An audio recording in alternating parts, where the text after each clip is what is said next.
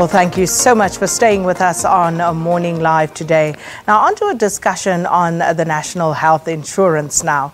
The public has until the 21st of September to comment on National Health Insurance System and the two bills, the Medical Aid Schemes Bill and the National Healthcare Insurance Bill, which was released by Minister of Health, Dr Aaron Motsoaledi.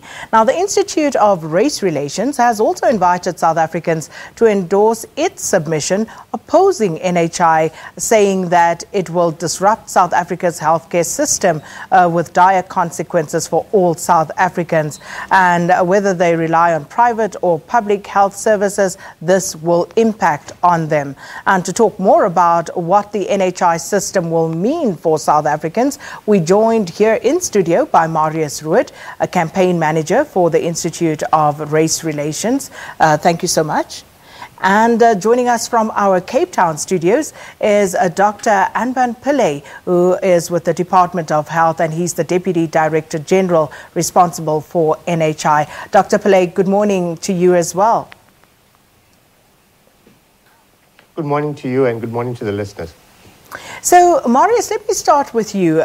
You've said that the new NHI bill, as proposed by government, will have dire consequences for all South African citizens, whether they rely on public or private healthcare systems at the moment.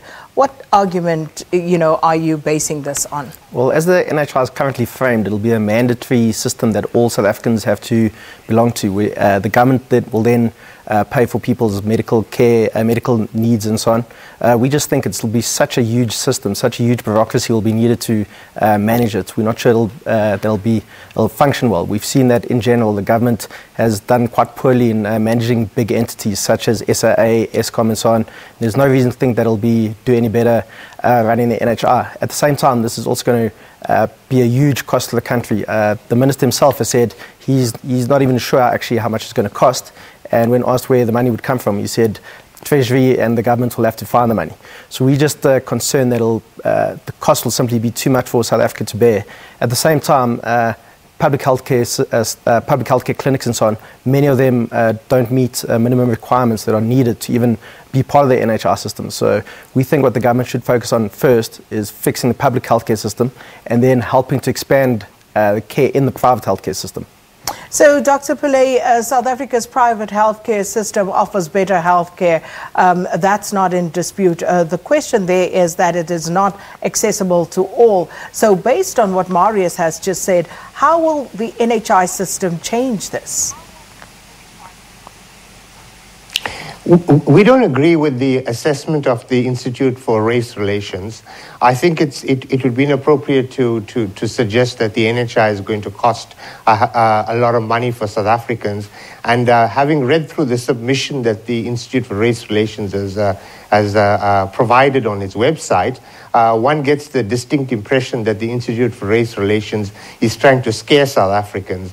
There's exaggerations in there that suggest that NHI is being likened to expropriation without compensation and linking this to the land issue, and then suggesting that South Africans are going to pay 1 trillion rand for the NHI, which is another exaggeration. And then thirdly, to say that health professionals are going to leave the country simply because we're implementing NHI, which is intended to provide access to affordable health care for all South Africans. So whether you're on a medical aid or whether you currently use the public system, this system is intended to benefit all South Africans. So I really don't understand the logic in the proposal by the Institute for Race Relations. There are also in the document a number of errors in the way the assumptions have been put together. For example, the Institute suggests that the only problem is that the public sector is inappropriately managed, but then later goes on to suggest, no, we can have a system where those that are using the public sector will have tax-funded vouchers. Where will the tax-funded vouchers, funds for that come from? It would have to come through some form of taxation. So how do you suggest that this is going to be very expensive, but it's okay if you kept medical schemes and had tax-funded vouchers for which the poor would then be able to access services? Surely it will be more logical that you would have a single fund that would purchase services on behalf of all South Africans at a far more affordable cost, in order for everybody to be able to afford this. And most experts would agree that a single fund that is purchasing services will be far more efficient than small pools of medical schemes trying to do the same thing. And that's the reason why we have the market inquiry, which very clearly indicates there are huge problems of cost in the private sector. And so reform of the private sector needs to happen. But the Institute's document suggests that the private sector is excellent, it has no problems, we should leave it simply alone. So before I get Marius to respond to that, Dr. Pillay, you said that they were wrong in stating that it would cost the South African fiscus and the public around $1 trillion. How much will it cost? Well, the National Treasury estimates that it would cost 256 billion rand at 2010 prices. But it's important to recognize that when you're changing a health system in terms of the way it's going to be functioning under NHI, there are a number of uncertainties. And so very clearly, putting a number on a system is not the way you usually handle such a reform.